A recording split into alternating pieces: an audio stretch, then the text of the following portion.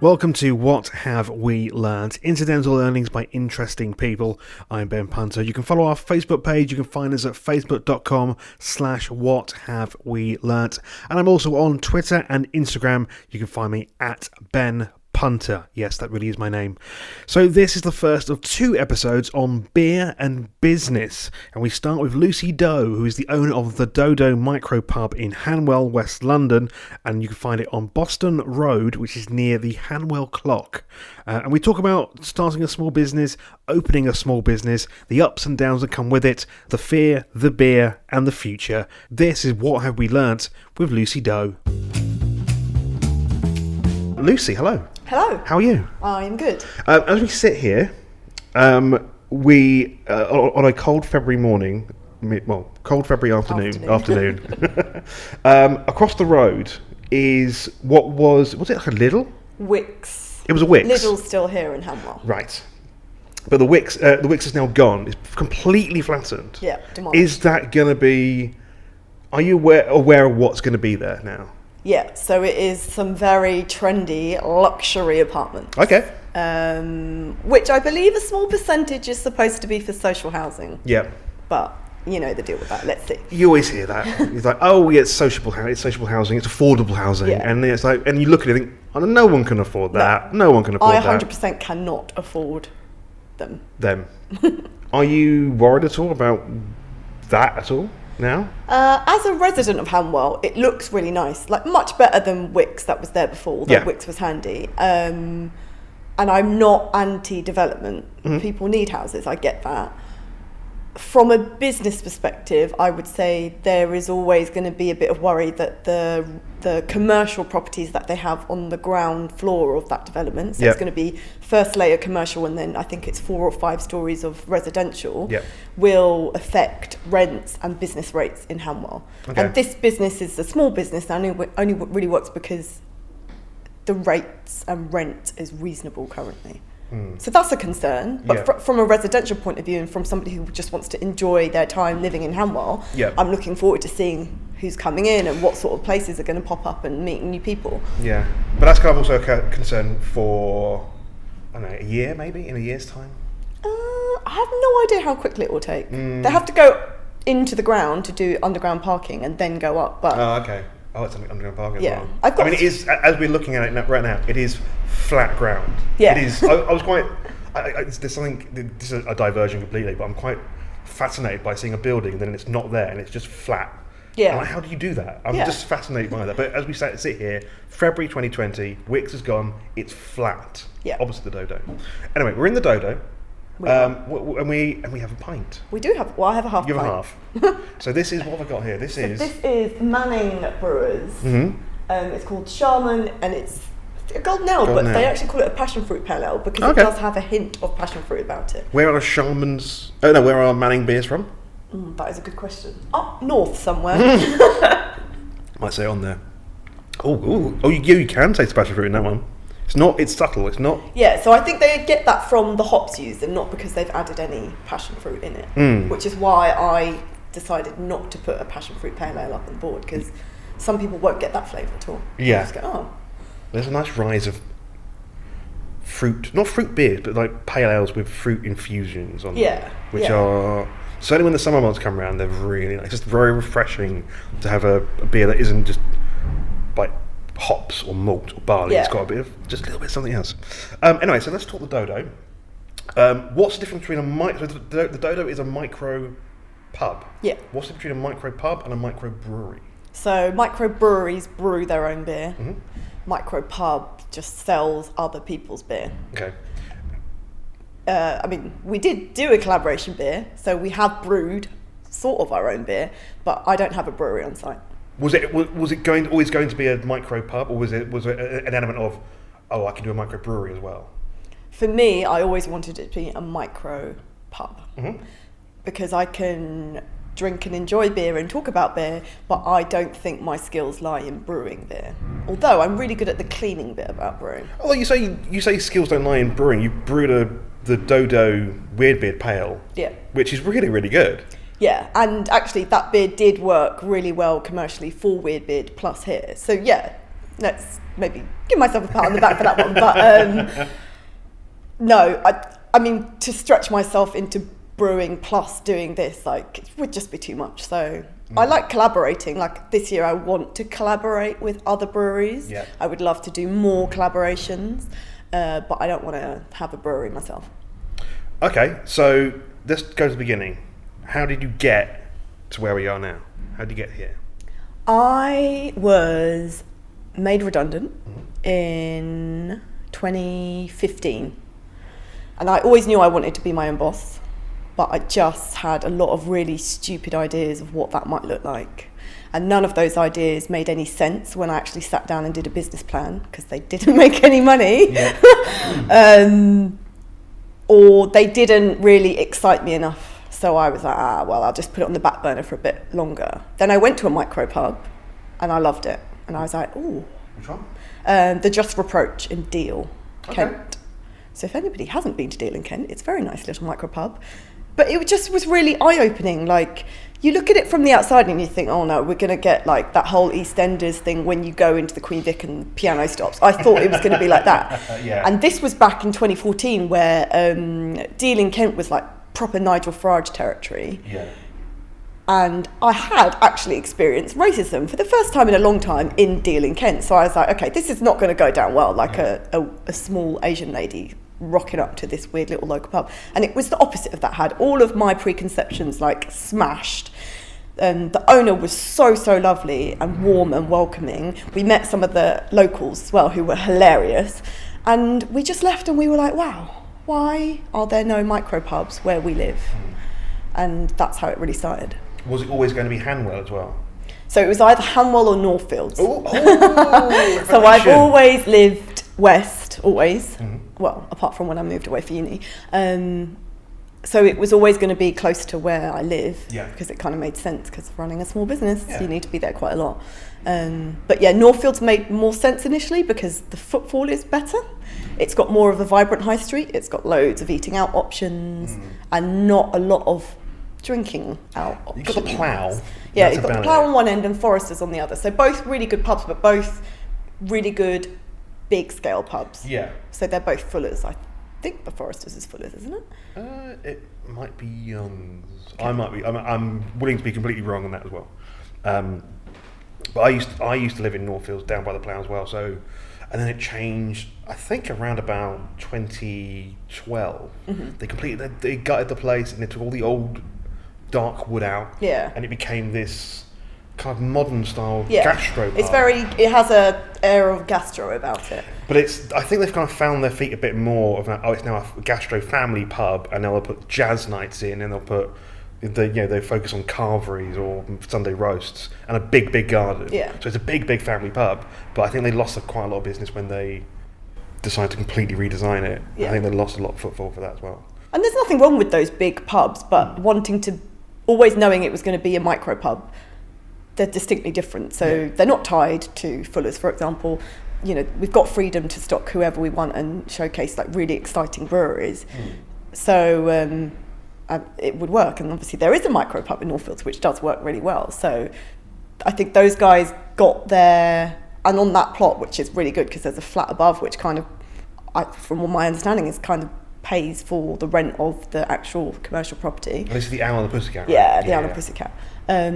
So then my attention's turned to Hanwell. But Hanwell has the community aspect behind it. So there's a real community feeling about Hanwell. It's like London's last village. Like, people genuinely say hello to you when you walk past them in the street, and people really get behind small businesses and independence here. So that's why Hanwell really works.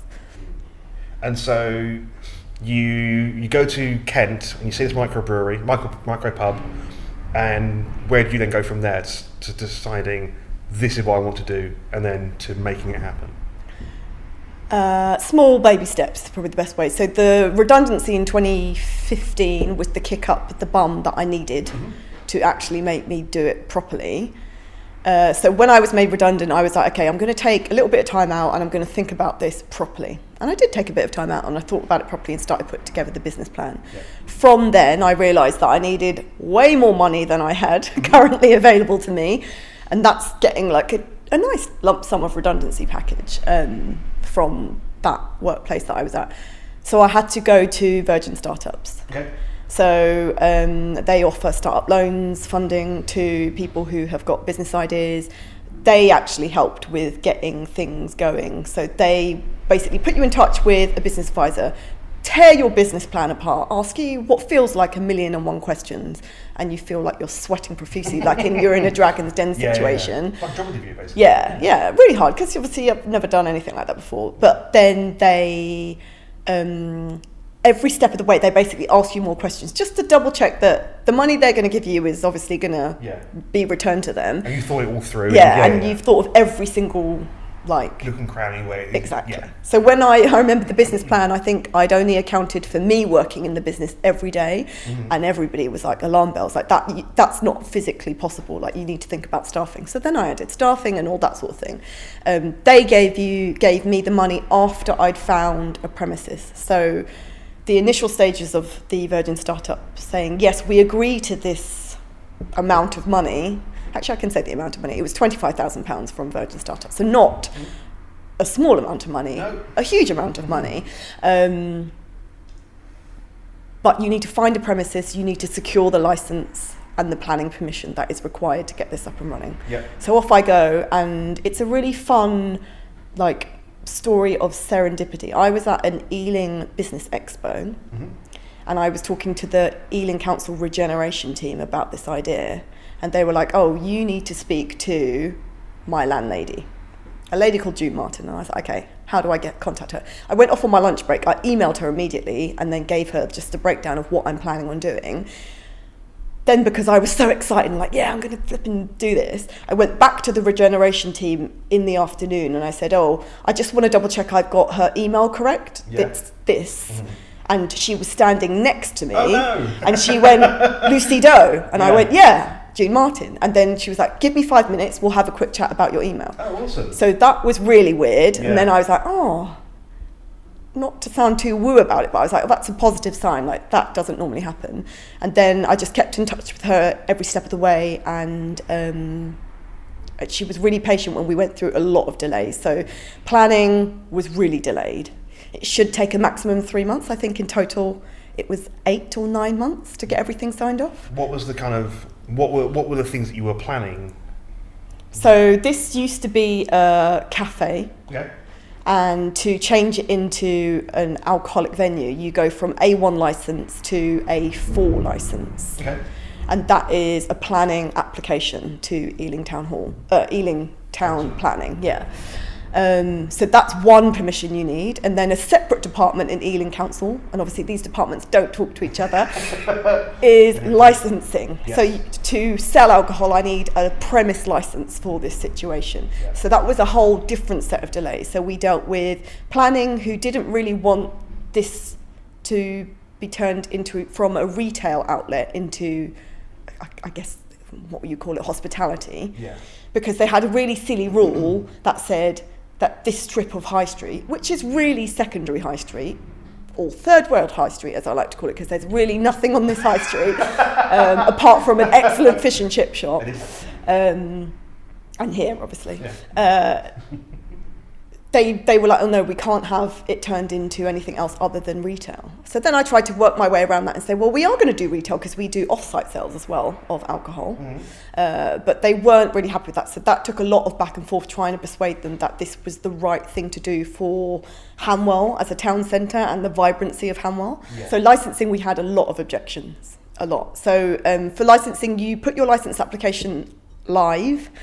You pay an extortionate amount of money for that, plus you have to put a really archaic public notice in your local newspaper, which I'm pretty sure no one's ever going to read. But does it say like micropub on the way? Yeah, it just says, company name, person applies for a license, etc.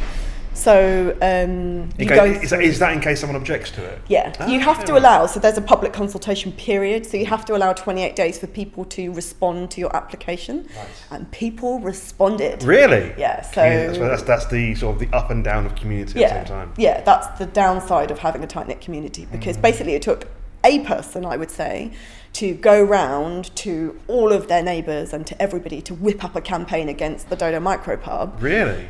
because a lot of the objections that I could see, because they're all public sphere, were basically copy and paste of each other. And there were really funny things, well, funny now, but not funny at the time, but really funny things like, oh, there's going to be blood and glass outside every night, and, you know, protection against children, like, you can't have people hanging out on the street because children are going to be scared to walk on the pavement. Like, things... That's based on their experiences of other pubs. Yeah. Yeah. And Hanwell does have some questionable pubs. Yeah. With some issues like that. So I can understand the fear that comes from those objections, but they were based on a belief, not a truth. So in the end, we had to go to a licence hearing, which basically just means there's a legal team, the police, the objectors, and me, and you just sort of thrash it out and fight your case for and against. Okay. So this is the question which comes from Bieber, which kind of think is relevant in this section. What's more challenging, overcoming the fear of starting a business or actually starting a business? I think for me, I didn't really have a fear because I always knew I wanted to do my own thing. Yeah. Because I just didn't really get on with office life. I can see why fear would be. I mean, fear for growing my business, I would say, is horrible. Like, that's real. Yeah. Really real. So fear is real, and I imagine a lot of people deal with that. But for me personally, it was never the fear. It was the starting. It was the, like, remembering how stressful that whole process of doing those applications was. That was hard. What's the worst it gets, fear-wise? Or the hardest it gets? The hardest is normally, it sounds a bit woo, but like mentally, when you're fearful of putting your business out there, putting yourself out there and knowing, oh, I could do this, it will make my business grow and open up opportunities. The fear stops you from doing that. The fear makes you think that you're not worthy. The fear makes you think that you're a tiny little fish that no one gives a shit about. It's a fear of rejection. Yeah. My greatest fears in life, I think, are... rejection. Being rejected for the things you want to do. Yeah, and fear of failure. So those two things will stop you in your tracks. And then will just turn your head into a not a pleasant space. And that's just something you have to work through. So where did the name The Dodo come from? So my surname is Doe. Yeah. So it's a nod to the family name because my parents are just exceptional people in my eyes. So immigrants from Vietnam worked their flipping socks off to raise a family of 4 kids and to support us and get us to where we are now. And then also Dodo because micropubs in particular, where we reject the notion of big pubs, so like no TVs, no music, everybody comes in to have a conversation, meet people, make new friends, is bringing it back to what pubs used to be in the good old Victorian Edwardian days. Yeah. Was there ever a alternative name you had for it, or was it always going to be? Was it like from day one? It's always no. It's the Dodo. I'll fight them on this. It was always going to be the Dodo because so previous to this, I was in marketing. I had the logo in my head from day one. Yeah. I always wanted like a really natural history-looking illustration of a funny-looking bird. Yeah. So it was always going to be the Dodo. So you opened, what, 2015? 2017, January 2017. Oh, you quit 2015, started 2017. What were your, and this is the big one, so what were your expectations before you opened, and what was the response once you opened? Expectations before I opened, I thought nobody would care about a new venue opening up, selling independent craft beer and pushing a community agenda. And I thought I would have to really struggle to get people on board and in through the door. The reality was our first year was mental, and people showed up a lot, which meant it was just really exhausting, and I never had time to like think in the first year. Like the support was so unreal that it just flew by at breakneck speed. And does that also come from the not just the community of Hanwell, but also the community of alcohol fans, craft beer fans, camera fans in this kind of area? Because you've got the likes of the Plough and the Foresters and the one on the High Street. Then you've got the beer festival itself. It's the area is quite a tight little knit triangle of alcohol. Alcoholics. I've never used that phrase ever. I've never said those words before. But it's just quite. It's like when there's something changes. There's a brewery coming, or there's a micropub coming. People go. We must go. We must venture. We must see what it's like. And that's also part of the reason why I chose to enter this industry, I think, because you've got your support from local community, for people who literally live around the corner and want to go somewhere local and support local. You've got the support from the wider beer community, so people who I like to call them beer tourists, so they travel to support a venue because they feel part of it. And then the general kind of camera support as well. I mean, camera were the first people through the door on our opening. I mean, they were there before the doors even opened. And the wider sort of borough support in general as well. So, there's a lot of kind of alcohol support out there. And on the flip side, what's been the biggest hurdle since you've opened? Oh, there's so many hurdles. No, the biggest hurdle, I think trying to persuade licensing and planning in the early days was a huge hurdle, huge. It's caused a lot of stress and anxiety because you're asking somebody to really trust your vision and it's not really been done before and you haven't done it before. Like you go in and you go, I've spent 14 years as a management level in marketing, so I can do this. And they're like, don't think so. That is a huge hurdle, but ongoing hurdles are always, how do you keep people interested and wanting to come back in here? How do you succeed as a business, like make it work? But does it also challenge your marketing background as well? Yeah, definitely. I mean, I'm terrible at marketing my own business. but with your marketing background, I'm always surprised that the social presence that Dodo has is what it is. If it was given to someone else to do as a role, as a task, I don't think it'd be the same quality or the same response or the same voice or the same tone. Yeah, the tone of voice is definitely key. It is me or the team talking when we are posting on social. I guess that's the difference is, in my former life as a marketing professional, it would be more strategic. It would be, let's look at the stats and statistics, let's plan out the year, let's have this, look at this amazing marketing plan, and oh my God, we're going to smash all these goals. Whereas here, because time is minimal, I don't have a marketing plan. I would fire myself as a marketer if it was the other way around. But the social side of it is important to us. A, because it's free. It's free platforms, which as a small business is hugely beneficial because we have zero budget to do things.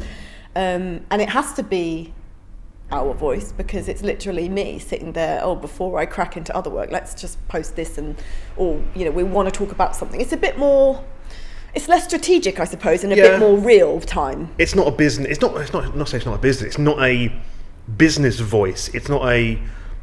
It's a face to the business as well. At the same time, I always wondered: have you ever thought what it would be like if you for 1 week didn't do any social?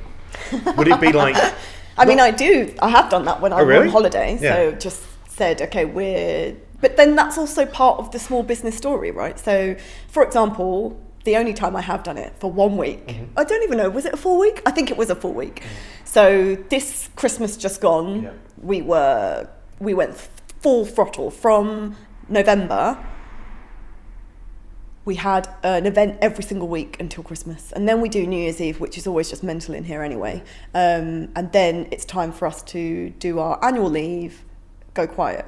So I made a conscious effort to show everybody how crazy busy, all the fun things that were happening in that time.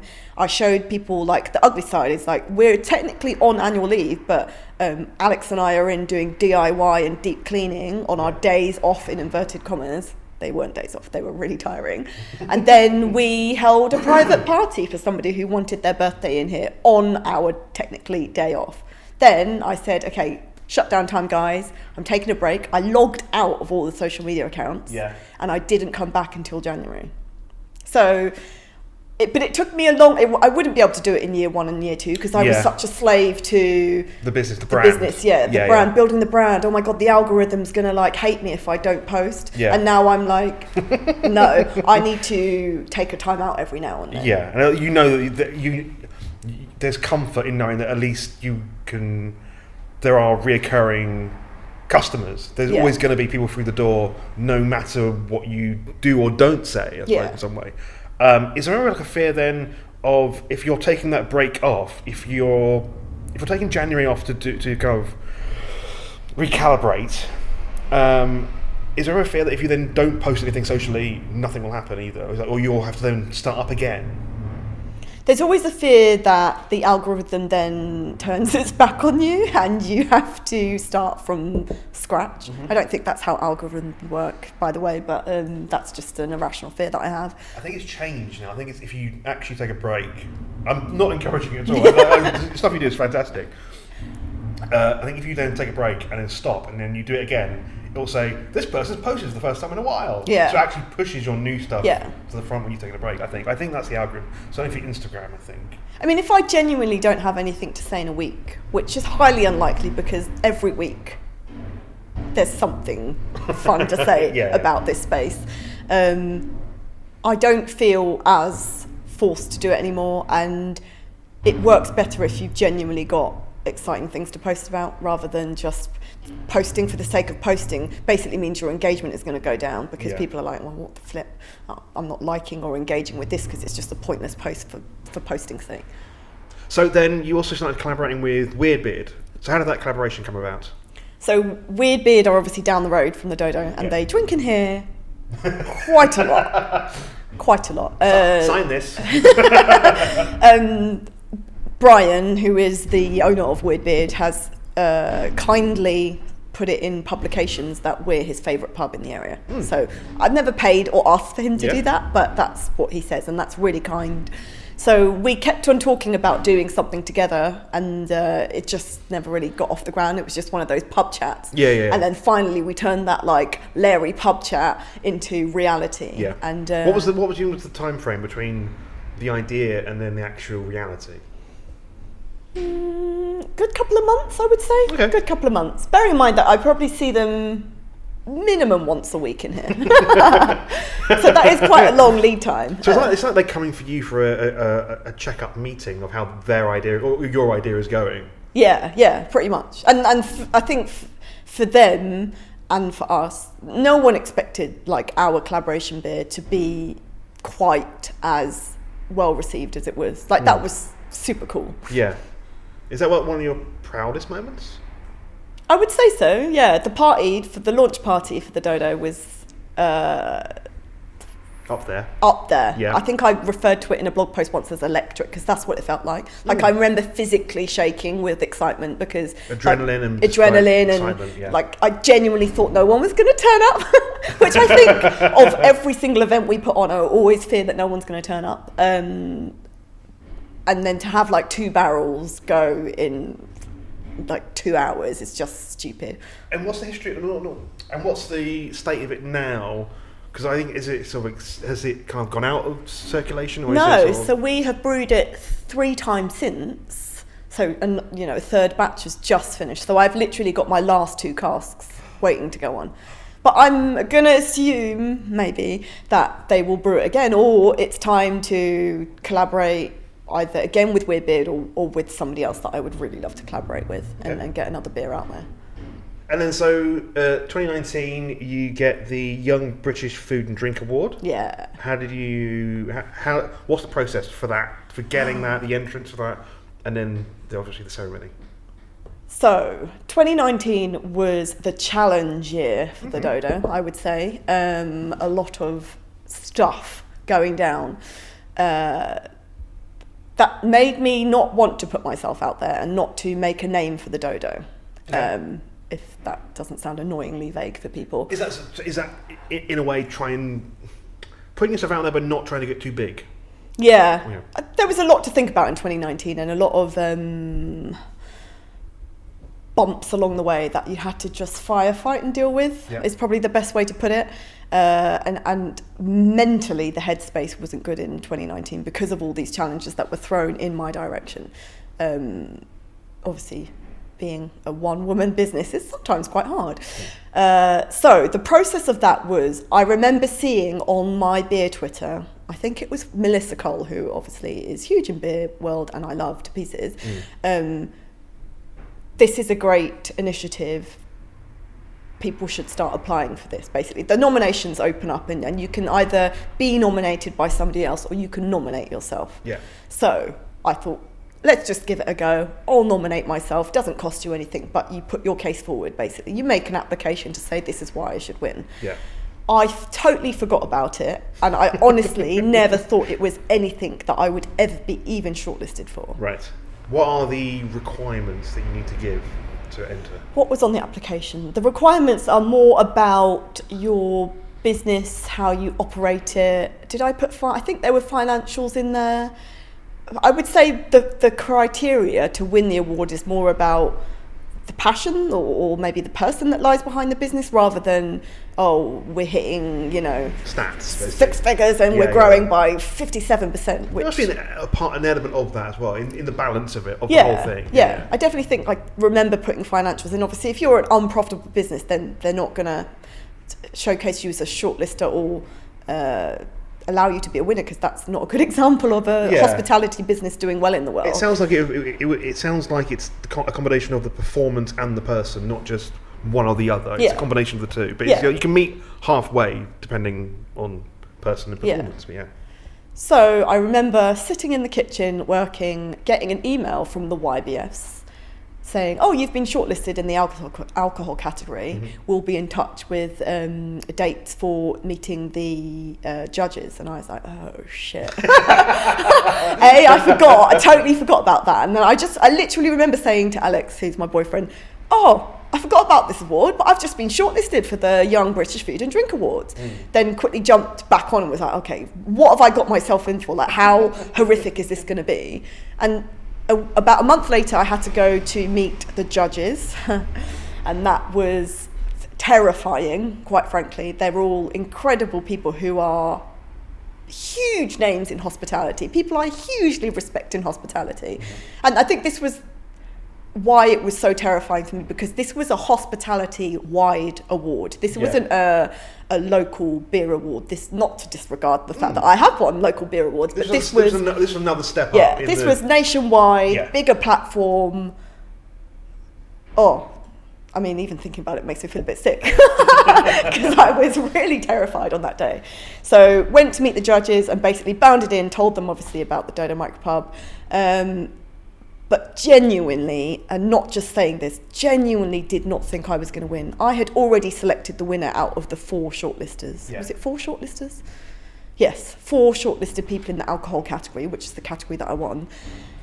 I thought it was going to be another person, another female in that category. So if you go back to the categories, you know who I'm talking about. I looked at her and I was like, wow, she is flipping smashing it. A shoo-in, basically, to win. Yeah. There's no way I'm going to win against her because she's incredible. So I just I remember filming an Instagram story because that day was so much fun and the adrenaline was so pumped. I remember filming, I've got it, and it makes me feel a bit sad watching it back, but I remember filming an Instagram story that I never posted where I was talking about how amazing that day was, to stand in front of those judges and talk about the Dodo. Even that was incredible in my eyes. But saying, I'm not going to win this, guys, because of this, this and this. Is that why you didn't post it? Because I thought actually it's a bit negative, Lucy. No one really wants to see you self-pitying, you know what, she's going to win and I'm not going to win. And maybe they won't believe that I genuinely don't think I'm going to win. Yeah. So I've got it as a record of okay, you really should have maybe believed in yourself a bit more. But it makes me feel a bit sad that I was so Debbie Downer on myself, thinking this is never going to happen in a million years. It's a bit like that idea of if you have a negative idea or if you're going to send a negative email or a complaining email, write it but don't send it. Yeah. It's kind of a bit like that. Yeah. If you've got the negative post you want to put out, film it, record it, type it, but don't put it out. Yeah, it's a good filtering. And sometimes I do that with Instagram stories when I'm just ranting about things that annoy me in here. And then I go, oh no, nobody really wants to hear you talk about that. Drop. So, Then I went to the awards ceremony, which was September 2019. took my best friend along because unfortunately Alex was really ill. And again, I just thought, I'm going to drink all the cocktails and have a really good time. And everyone here was like, you need to prepare a speech. And I was like, I don't need to prepare a speech because I'm not going to win. It's going to be fine. And then lo and behold, I won. And I was like, oh, shit. Now I have to say something coherent. And how many drinks were you in by that time? I think I had 3 cocktails, which for me is quite a lot. Okay. I was merry, 100% merry. And when I look back at like the professional photos that the awards gave you can't tell. Oh, you can't. No, you can't tell. I've seen. Is it like this weird? The award ceremony's at the top of a staircase. Yeah, it's huge very staircase. Fancy as hell. Yeah. The most fancy thing I think I'm ever going to go to. It was great.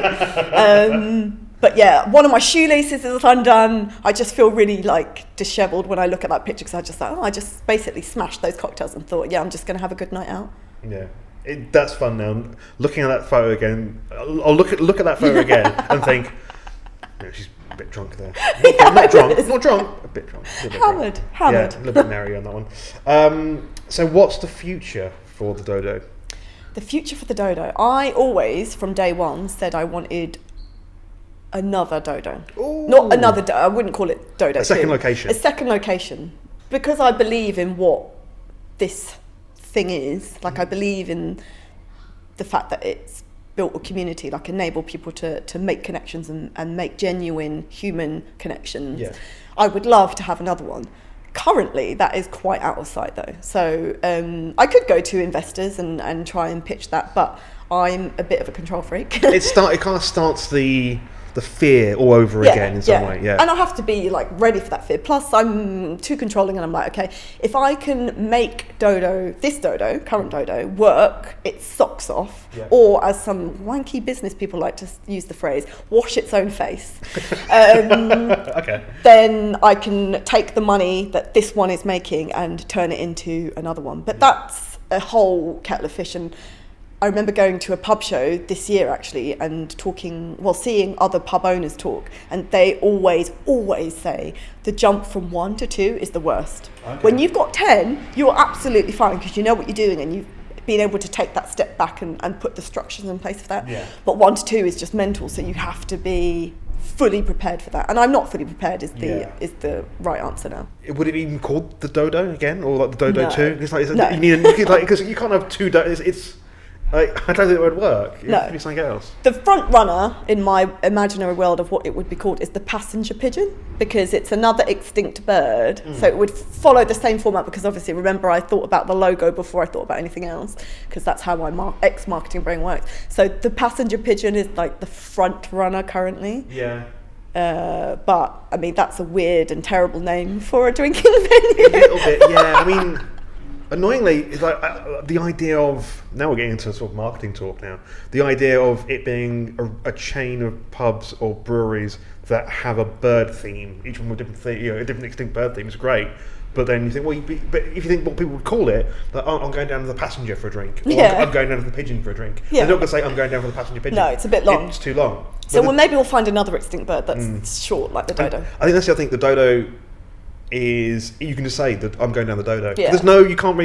You can't shorten it to anything else. As much as I'd like people to shorten to my actual surname, going down the dough, that doesn't happen. Well, you can start it. And so finally, what have you learned? What have I learnt? I have learnt that if you want to go into business, you need to be really resilient. I have learnt that I should believe in myself more. That was the big takeaway point from last year. Stop beating yourself up over things and start believing in your abilities and achievements. And I have also learnt that human beings are really bloody marvellous. Like, some of the moments that happen in here, I always think, gosh, I wish I had like a YouTube channel and I was filming that, because that just makes great viewing, because it's so magic. And it sounds really cheesy, but that's what it is. I've learned that by and large, humans are excellent. Lucy, thank you very much. Thank you.